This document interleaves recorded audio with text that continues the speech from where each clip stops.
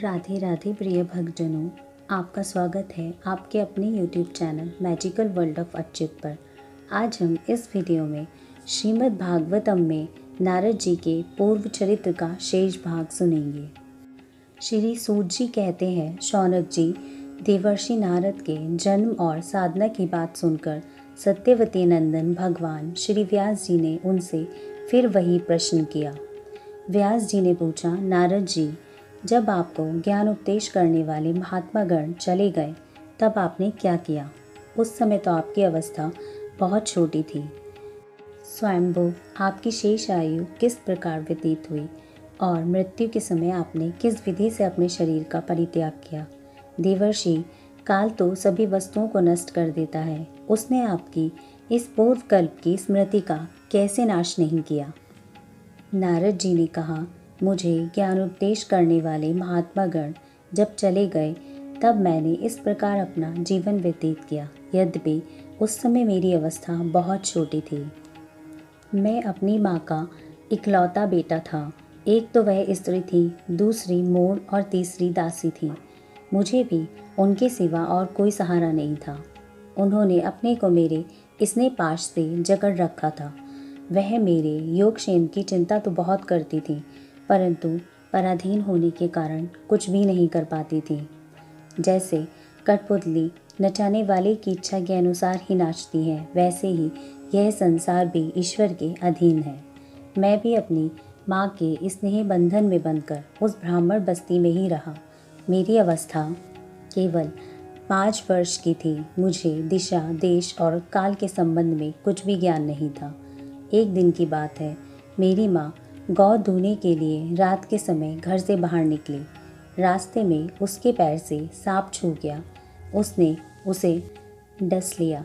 उस सांप का क्या दोष, काल की ऐसी ही प्रेरणा थी। मैंने समझा, भक्तों का मंगल चाहने वाले भगवान का यह भी एक अनुग्रह ही है। इसके बाद मैं उत्तर दिशा की ओर चल पड़ा। उस ओर मार्ग में मुझे अनेकों धन धान्य से संपन्न देश, नगर, गांव, अहीरों की चलती फिरती बस्तियां, खाने, खेड़े, नदी और पर्वतों के तटवर्ती पड़ाव, वाटिकाएं, वन, उपवन और रंग बिरंगी धातुओं से युक्त विचित्र पर्वत दिखाई पड़े। कहीं कहीं जंगली वृक्ष थे जिनकी बड़ी बड़ी शाखाएं हाथियों ने तोड़ डाली थी। शीतल जल से भरे हुए जलाशय थे जिनमें देवताओं के काम में आने वाले कमल थे। उन पर पक्षी तरह तरह की बोलियां बोल रहे थे और भौरे मंडरा रहे थे। यह सब देखता हुआ मैं आगे बढ़ा। मैं अकेला ही था। इतना लंबा मार्ग तय करने पर मैंने एक घोर गहन जंगल देखा। उसमें नरकट, बाज, सेंथा, कुश, कीचक आदि खड़े थे। उसकी लंबाई चौड़ाई भी बहुत थी और वह सांप, उल्लू, सियार आदि भयंकर जीवों का घर हो रहा था। देखने में बड़ा भयावना प्रतीत होता था। चलते चलते मेरा शरीर और इंद्रियां शिथिल हो गई। मुझे बड़े जोर से प्यास लगी। भूखा तो था ही। वहाँ एक नदी मिली। उसके कुंड में मैंने स्नान, जलपान और आचमन किया। इससे मेरी थकावट मिट गई। उस विजन वन में एक पीपल के नीचे आसन लगाकर मैं बैठ गया। उन महात्माओं से जैसा मैंने सुना था, हृदय में रहने वाले परमात्मा के उसी स्वरूप का मैं मन ही मन ध्यान करने लगा। भक्ति भाव से वशीकृत चित्त द्वारा भगवान के चरण कमलों का ध्यान करते ही भगवत प्राप्ति की उत्कट लालसा से मेरे नेत्रों में आंसू छलक आए और हृदय में धीरे धीरे भगवान प्रकट हो गए। व्यास जी, उस समय प्रेम भाव के अत्यंत उद्रेक से मेरा रोम रोम पुलकित हो उठा। हृदय अत्यंत शांत और शीतल हो गया। उस आनंद की बाढ़ में मैं ऐसा डूब गया कि मुझे अपना और ध्येय वस्तु का तनिक भी भान नहीं रहा। भगवान का वह अनिर्वचनीय रूप समस्त शोकों का नाश करने वाला और मन के लिए अत्यंत लुभावना था। सहसा उसे न देख मैं बहुत ही विकल हो गया और अनमना सा होकर आसन से खड़ा हुआ। मैंने उस स्वरूप का दर्शन फिर करना चाहा, किंतु मन को हृदय में समाहित करके बार बार दर्शन की चेष्टा करने पर भी मैं उसे नहीं देख सका। मैं अतृप्त के समान आतुर हो उठा। इस प्रकार निर्जन वन में मुझे प्रयत्न करते देख स्वयं भगवान ने, जो वाणी के विषय नहीं है, बड़ी गंभीर और मधुर वाणी से मेरे शोक को शांत करते हुए कहा, खेद है कि इस जन्म में तुम मेरा दर्शन नहीं कर सकोगे, जिसकी वासनाएं पूर्णतः शांत नहीं हो गई है। उन अधकचरे योगियों को मेरा दर्शन अत्यंत दुर्लभ है।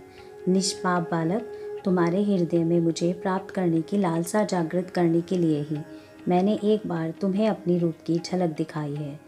मुझे प्राप्त करने की आकांक्षा से युक्त साधक धीरे धीरे हृदय की संपूर्ण वासनाओं का भली भांति त्याग कर देता है।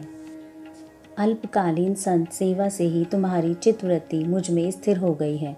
अब तुम इस प्राकृत मलिन शरीर को छोड़कर मेरे पार्षद हो जाओगे। मुझे प्राप्त करने का तुम्हारा यह दृढ़ निश्चय कभी किसी प्रकार नहीं टूटेगा। समस्त सृष्टि का प्रलय हो जाने पर भी मेरी कृपा से तुम्हें मेरी स्मृति बनी रहेगी। आकाश के समान अव्यक्त सर्वशक्तिमान महान परमात्मा इतना कहकर चुप हो गए। उनकी इस कृपा का अनुभव करके मैंने उन श्रेष्ठों से भी श्रेष्ठतर भगवान को सिर झुकाकर प्रणाम किया। तभी से मैं संकोच छोड़कर भगवान के अत्यंत रहस्यमय और मंगलमय मधुर नामों और लीलाओं का कीर्तन और स्मरण करने लगा। स्पृहा और मद मत्सर मेरे हृदय से पहले ही निवृत्त हो चुके थे। अब मैं आनंद से काल की प्रतीक्षा करता हुआ पृथ्वी पर विचरने लगा। व्यास जी, इस प्रकार भगवान की कृपा से मेरा हृदय शुद्ध हो गया, आसक्ति मिट गई और मैं श्री कृष्ण परायण हो गया। कुछ समय बाद जैसे एकाएक बिजली कौंध जाती है, वैसे ही अपने समय पर मेरी मृत्यु आ गई। मुझे शुद्ध भगवत पार्षद शरीर प्राप्त करने का अवसर आने पर प्रारब्ध कर्म समाप्त हो जाने के कारण पंच भौतिक शरीर नष्ट हो गया। कल्प के अंत में जिस समय भगवान नारायण एकांत प्रलयकालीन समुद्र के जल में शयन करते हैं, उस समय उनके हृदय में शयन करने की इच्छा से इस सारी सृष्टि को समेटकर ब्रह्मा जी प्रवेश करने लगे। तब उनके श्वास के साथ ही मैं भी उनके हृदय में प्रवेश कर गया। 1 सहस्त्र चतुर्युगी बीत जाने पर जब ब्रह्मा जी जगे, तब उन्होंने सृष्टि करने की इच्छा की और तब उनकी इंद्रियों से मारीची आदि ऋषियों के साथ मैं भी प्रकट हो गया। तभी से मैं भगवान की कृपा से वैकुंठ आदि में और तीनों लोकों में बाहर और भीतर बिना रोक टोक विचरण किया करता हूँ। मेरे जीवन का व्रत भगवत भजन अखंड रूप से चलता रहता है। भगवान की दी हुई इस सुर ब्रह्मा से विभूषित वीणा पर तान छेड़कर मैं उनकी लीलाओं का गान करता हुआ सारे संसार में विचरण करता हूँ। जब मैं उनकी लीलाओं का गान करने लगता हूँ, तब प्रभु, जिनके चरण कमल समस्त तीर्थों के उद्गम स्थान है और जिनका यश गान मुझे बहुत ही प्रिय लगता है, बुलाए हुए की भांति तुरंत मेरे हृदय में आकर दर्शन दे देते हैं। जिन लोगों का चित्त निरंतर विषय भोगों की कामना से आतुर हो रहा है, उनके लिए भगवान की लीलाओं का कीर्तन संसार सागर से पार जाने के लिए एक जहाज है। यह मेरा अपना अनुभव है। काम और लोभ की चोट से बार बार घायल हुआ हृदय श्री कृष्ण सेवा से जैसी प्रत्यक्ष शांति का अनुभव करता है, यम नियम आदि योग मार्गों से वैसी शांति नहीं मिल सकती। व्यास जी, आप निष्पाप हैं। आपने मुझसे जो कुछ पूछा था वह सब अपने जन्म और साधना का रहस्य तथा आपकी आत्मतुष्टि का उपाय मैंने बता दिया।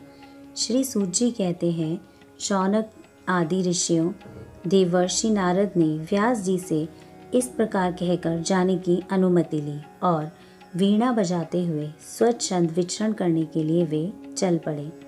ये देवर्षि नारद धन्य है, क्योंकि ये शांडर्क पाणी भगवान की कीर्ति को अपनी वीणा पर गा गाकर स्वयं तो आनंद मगन होते ही है, साथ साथ इस त्रिताप तप्त जगत को भी आनंदित करते रहते हैं।